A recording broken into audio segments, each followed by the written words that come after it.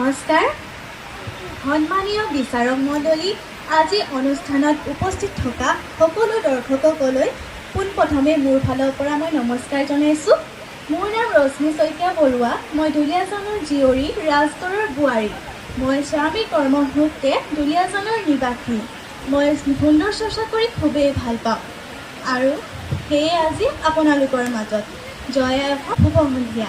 আজি মোৰ ক্ৰমিক নম্বৰটো হৈছে 25। ধন্যবাদ। Thank you, contestant number 25.